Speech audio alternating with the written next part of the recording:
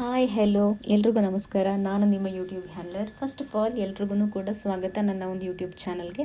ನಾನು ನಿಮಗೆ ಹೇಳ್ತಾ ಹೋಗ್ತಿರೋ ವಿಷಯ ಅಂತ ಅಂದರೆ ಯೂಟ್ಯೂಬ್ ಮಾನಿಟೈಸೇಷನ್. ನಿಮಗೆ ತಿಳಿದಿರುವಂತಹ ವಿಷಯದಲ್ಲಿ ಹೇಳಬೇಕು ಅಂತ ಹೇಳಿದ್ರೆ, ಯೂಟ್ಯೂಬ್ನಲ್ಲಿ ಮಾನಿಟೈಸೇಷನ್ ಯಾವ ರೀತಿಯಾಗಿ ಆನ್ ಆಗುತ್ತಪ್ಪ ಅಂತ ಹೇಳಿದ್ರೆ, ಫಸ್ಟು ಯಾವುದೇ ಒಂದು ಯೂಟ್ಯೂಬ್ ಚಾನಲ್ ತೊಗೊಂಡ್ರೆ ಒಂದು ಚಾನಲಲ್ಲಿ 1,000 ಜನರು ಸಬ್ಸ್ಕ್ರೈಬ್ ಆಗಿರಬೇಕು. ಹಾಗೆಯೇ 4,000 ವ್ಯೂಸನ್ನು ಕಂಪ್ಲೀಟ್ ಮಾಡ್ತಾ ಹೋಗಬೇಕು.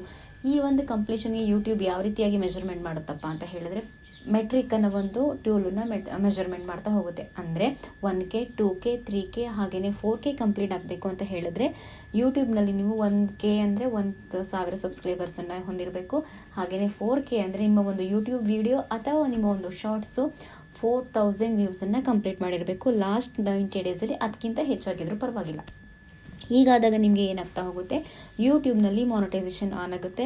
ಆ ಪ್ರಕಾರ ಆಡ್ಸೆನ್ಸ್ ಅನ್ನೋದನ್ನು ಕಂಪ್ಲೀಟ್ ಆಗ್ತಾ ಹೋಗುತ್ತೆ. ಆಡ್ಸೆನ್ಸನ್ನು ನೀವು ಕಂಪ್ಲೀಟ್ ಮಾಡಿದ ತಕ್ಷಣ ನಿಮ್ಗೆ ಏನಾಗ್ತಾ ಹೋಗುತ್ತೆ, ಯೂಟ್ಯೂಬ್ನಿಂದ ರೆವಿನ್ಯೂ ಬರಲಿಕ್ಕೆ ಸ್ಟಾರ್ಟ್ ಆಗ್ತಾ ಹೋಗುತ್ತೆ.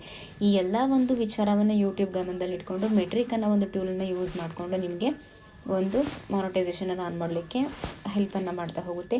ನಿಮ್ಮ ಯಾವುದೇ ಒಂದು ವಿಡಿಯೋ 1,000 ಸಬ್ಸ್ಕ್ರೈಬರ್ಸನ್ನು ಹೊಂದಿರಬೇಕು ಯೂಟ್ಯೂಬ್ ಚಾನಲ್ಲು. ಹಾಗೆಯೇ 1K 2K 3K 4K ಥರ 4K ವ್ಯೂಸನ್ನು ಕಂಪ್ಲೀಟ್ ಮಾಡಿರಬೇಕು. ಈ ರೀತಿಯಾಗಿ ನಿಮ್ಮ ಒಂದು ಯೂಟ್ಯೂಬ್ ಕಂಪ್ಲೀಟ್ ಮಾಡಿದ್ರೆ ನಿಮಗೆ ಪರ್ ಮಂತ್ ರೆವಿನ್ಯೂ ಬರಲಿಕ್ಕೆ ಸ್ಟಾರ್ಟ್ ಆಗ್ತಾ ಹೋಗುತ್ತೆ.